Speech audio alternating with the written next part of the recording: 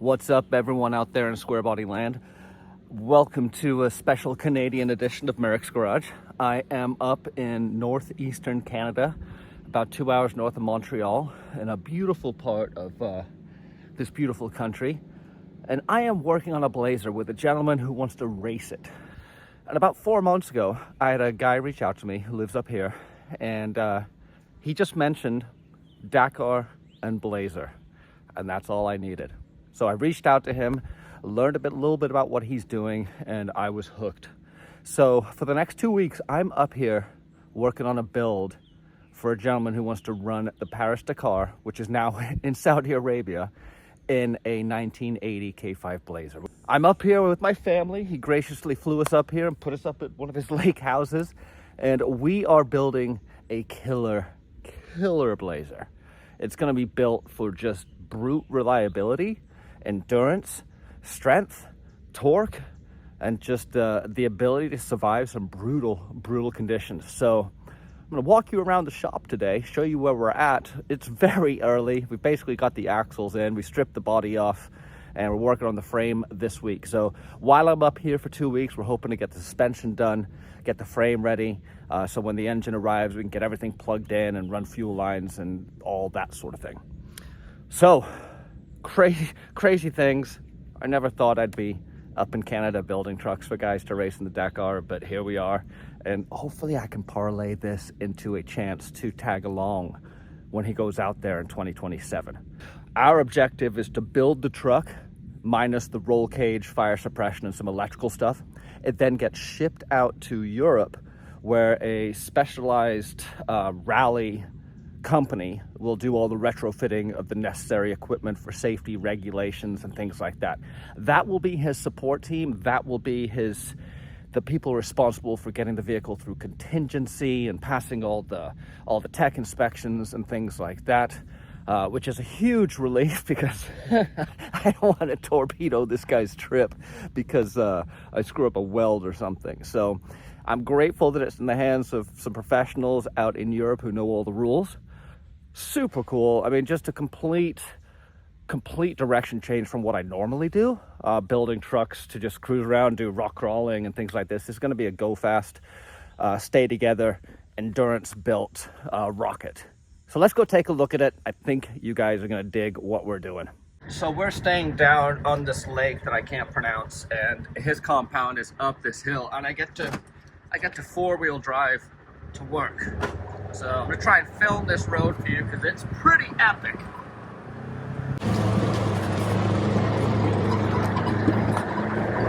I've never had such a cool commute to work.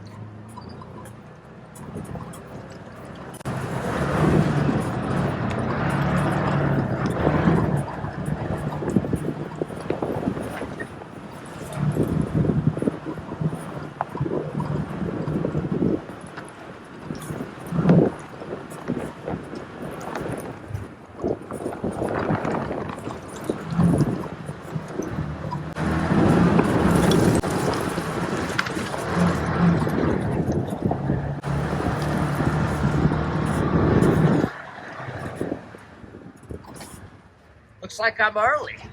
I'm the first one here, which is kind of surprising, but gives me a good opportunity to walk you guys around the workshop that we're in and show you the truck. So this is it. It is a 1980 Blazer that we're still waiting on the engine to arrive, which is kind of a bummer. But full ORD suspension, some axles, 1-ton axles that Steven from Off-Road Design and myself actually built. These were axles that I had in my inventory. So I built them, added the ring and pinion, the locker and all that, and then shipped them off to ORD so they could put all their really cool stuff on them. So kind of cool to have a piece of Merricks Garage running on this truck. And yeah, we're working on shock hoops, we're working on ride height, we're working on suspension and droop and wheelbase and all that good stuff, and tackling a few of the problems as they come up. Got a killer bowler transmission and this built 205. I'm really happy he went with a 205. I don't have anything against the Atlas. I have experience with these. I know they are bomb-proof, and that is the most important thing in this build, is for it to just be absolutely bomber. Doesn't need to go incredibly fast. Doesn't need to have 3 feet of suspension travel. just needs to be able to survive, 3 weeks in the desert, doing 400 miles a day, which is kind of crazy. Good morning, Dean. Is that okay if I turn it off while you go? Oh, yeah. Chevy Hugger Orange. This thing is gonna be easy to spot in the dunes. Look at this.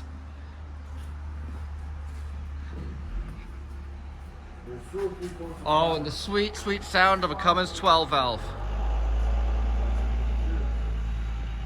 It's just enough where you can touch it. Look at this, you guys. Now we gotta take it and we're gonna wash it. Classic Chevy Orange. Well, when it's dry, we can wash it, buff it, wax it, whatever you gotta do with it. The suspension Yeah. that are gonna poke through. Because now what I gotta do is every hour and a half I gotta lay another coat on that. And Okay, so I know what the Dakar is because I've watched it and grown up observing it on TV, but this guy next to me has done it 5 times. Now, he only finished twice, but that's still pretty good odds. Yeah. Yeah. And you were the first Canadian team to ever finish, is that right? Yeah, and the highest placing Canadian team. Okay, so, I mean, a legend in my eyes. So let's tell the people, pretend someone has no idea what the Dakar is. How would you explain it in 30 seconds? So the Dakar is a cross-country rally that takes place in a desert environment. So originally it went from Paris, France to Senegal, and almost all the stages were in Morocco, Mauritania, Mali. And then for 10 years it moved to South That's America. northwestern Africa. Yeah, North Africa and West Africa. And then it moved for 10 years to South America, where it spent a lot of time in the Chilean, Argentinian, Peruvian desert. And now it's in Saudi. So I think we're coming up to the 6th year that it's in Saudi. And Saudi's a huge country. It's 4 times bigger than France. It's massive. And they have plenty of place for us to play around in the desert. And it's been really popular in Saudi, incredible terrain. It's between 12 and 14 days of racing, and there's 1 rest day in the middle. So it usually works out to be 13 days of racing and 1 rest day. It's crazy. And the average length of the day? It's so in the real Dakar, the performance Dakar, it would be 600 kilometers. So a day. Call it 400 miles of race mileage. Yep. Plus another 200 to 300 of what they call liaison mileage, which just means a transit section on the pavement where you're not racing. So it ends up being 400 to 500 miles of competitive racing every day. Of racing, 300 to 400 miles of racing, and another 200 or so miles of transit every day. So you're in the car for 10 to 14 hours a day. It's very, very challenging. And it's all it goes on and on. It's all self-sustained. I mean, like it's a So traveling you're not allowed- caravan. And you're not allowed any help from a mechanic once you're on the stage. When you're on the stage, only the driver and co-driver and other competitors can help repair your vehicle if you have a breakdown. That's awesome. But every night you get back to a base camp, which they call a bivouac. And in the bivouac, you have your full support crew, all your spare parts. And overnight, while you're sleeping, your crew can do maintenance and repairs on the vehicle. And the crew basically meets you at every liaison or bivouac point every night. That's right. Okay. And by the way, there's 2 nights, which they call marathon stages, where we are sleeping in the desert in a tent, 0 assistance, and the support crews are not there. This is fantastic. But 10 out of the 13 nights we have support crews. And now there's multiple classes. So for your viewers who are familiar with the Mexican 1000, the Nora, I think it's a 4-day race or 5-day race. So it's similar to that, but instead of 4 or 5 days, it's 13 days. And now, which you've raced in the top unlimited class? I raced in the unlimited class, which they call I raced in 4-wheel drive and 2-wheel drive. Yeah, I raced in the open class, but now I'm going back in the classic. The classic is a new format. This is cool. Of vintage vehicles, so they have to have been produced in the 80s and 90s, and it has to be a model that raced in the Dakar. So Ford Bronco never raced in the Dakar. You can't go with a Ford Bronco. Sorry, Ford guys. Chevy Blazer, Ram Charger have done Someone it. took a Ram Charger? Yeah, Ram Charger's done it. Chevy S10 pickup, like the sort of ugly little, those ones, like the Cyclone. That's a horrible choice. Yeah, they didn't finish. I could have predicted So that. the Blazer has competed, so we're allowed to go with a Blazer, and that has just been an open door to something very interesting, because the organizers get lots of Japanese, you know, Toyota Land Cruiser, Yep. Mitsubishi Pajero, and they get a lot of European vehicles. They hardly get any American vehicles.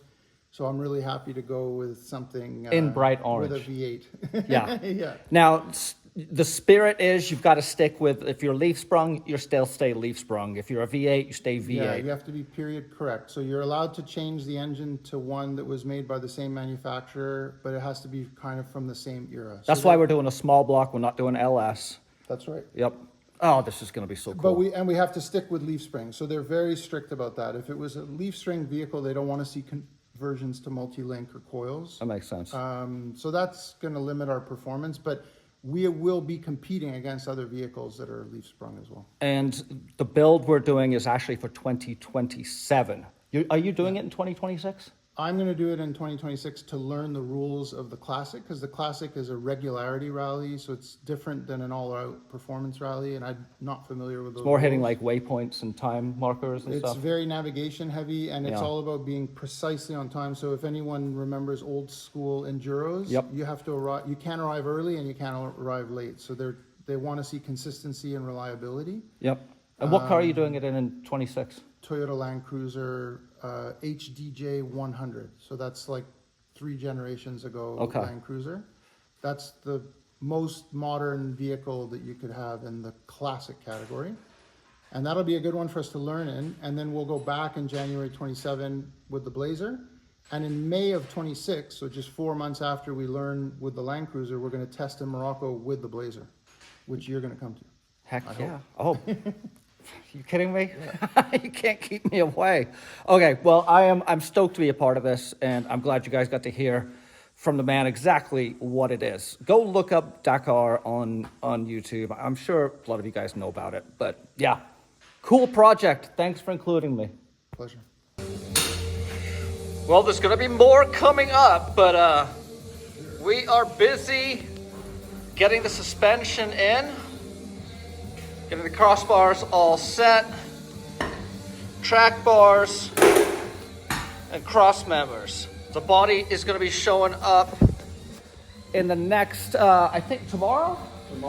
Tomorrow the body shows up, so we'll be able to start mocking all of that up. And I think tomorrow we're going to start working on some of the bump stops too. But yeah, this thing is going to be rough and tough. I'm still amazed that I get to be part of this build. This is super cool. So I'll have a lot more content coming out. My buddy is flying up on Sunday to film with us for a few days. And we're going to get some killer content out of that.